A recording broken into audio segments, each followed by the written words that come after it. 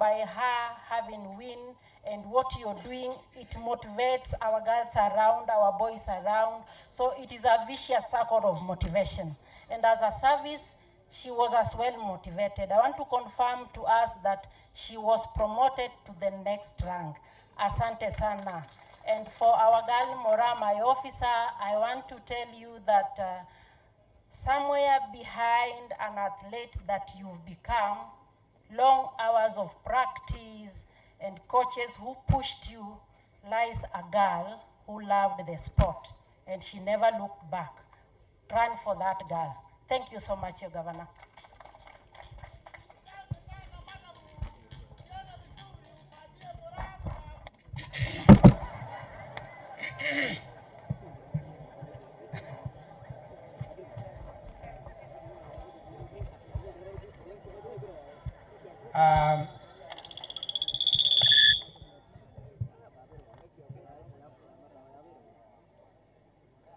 Kwa wale ambao tuko Nyaribari Masaba hoye,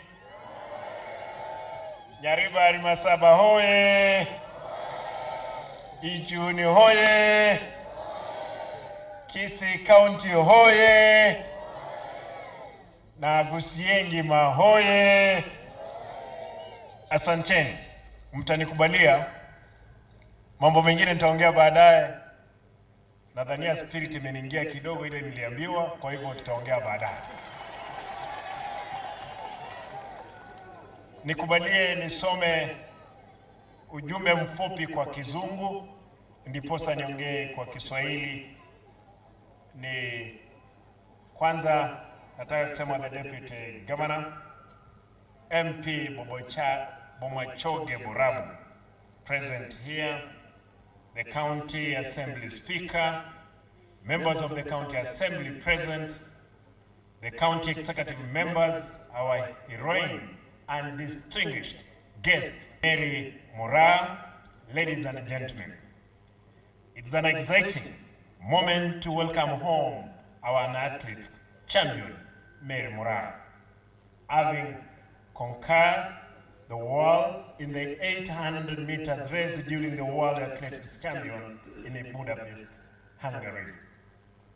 Moraa'S, as a community, we are happy for you, community and the entire nation of Kenya. Your spirit of competition and resilience is truly inspiring and exemplary to all of us as a people. This is why immediately Moraa'S jetted back from Budapest, I had the pressure to invite her as a distinguished guest of honor when I was delivering the State of the County address at the Kisii County Assembly on 3rd of October, where she was celebrated by the Honorable MCS. And thereby, at the County Assembly, it was decided that we organize a befitting homecoming ceremony such as this, and indeed today is a joyous day that the community of Ichuni and the county at large celebrates our hero. I first met Moraa'S a couple of months ago during the Athletics Kenya trial at the Kisii Stadium, where she was optimistic of clinching the victory